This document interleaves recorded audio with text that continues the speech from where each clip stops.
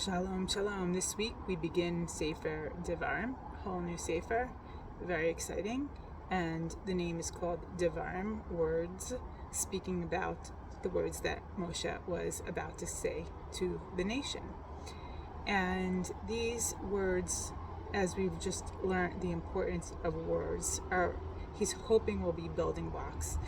Now, it's very interesting to notice that right before he speaks, the narrative tells us that this was right after the nation smote the Sichon Melech HaMori and Og Melech HaBashan.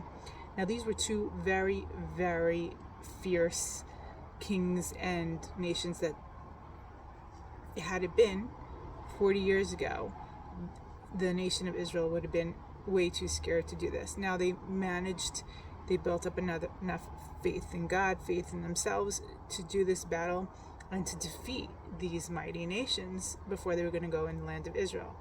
And I think that the reason why it tells us this before Moshe is about to go into his speech is because I think Moshe is worried about something that should be a worry always, is that they just had this huge success and they might start feeling too comfortable with themselves and with their success and the fact that God is with them, and not remember their humble beginnings and not remember the ways in which they can possibly go wrong.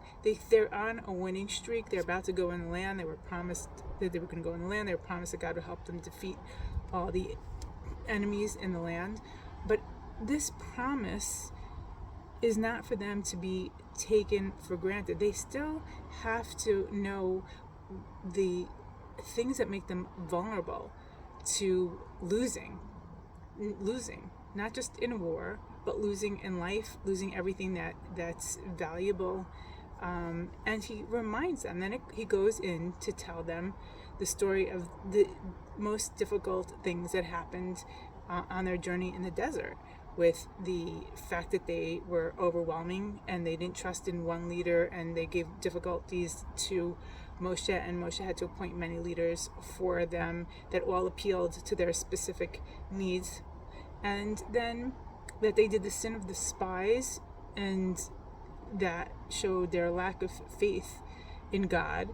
And I think Moshe is trying to really drive home to the people, okay, that the way for you to be successful now and in the future is that you need to be united. You need to be able to work together. You need to have a binding force, that if you have one leader, which is going to be Yehoshua, and you have to have faith in God, even though now you're going to land. You just had experienced these open miracles in the desert in Egypt. That's not going to be the way anymore. God doesn't want to work that way. You're going to have to maintain your faith in God. So these ideas of unity and faith in God are key. They're key elements. And he's telling them now not to get haughty because you just won these wars and you're feeling good about yourself. And that can lead to downfall. A lot of times that happens. People get on this high and they feel like they're invincible. And I think it's very important for us also here in Israel. Thank God we've had success in annihilating heads of our enemies, and this is a huge success. But we have to still remain contrite. We have to still understand that we're vulnerable. I think we all know that with the threats looming from Iran. But to remember what it is that will save us, what it is that is our strength, what it is that will help us persevere. And that is to come together with one another, to be united. And that's a difficult thing, but everyone's got to learn how to put their things aside and figure it out how to get along, and to have faith in God and pray to God to save us, because we can make all the right decisions in the end, and it could just fall through, or we can do everything wrong and God could want us to prevail, and we will. So remember this. Let's come together as a group, be good to each other, faith in God, pray to God, and not fall into the traps and not fall into these weaknesses that we've had since we left Egypt thousands of years ago. It's enough already. Enough. we got to be better. We got to be stronger.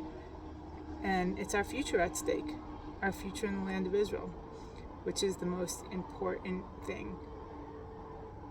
Shabbat Shalom.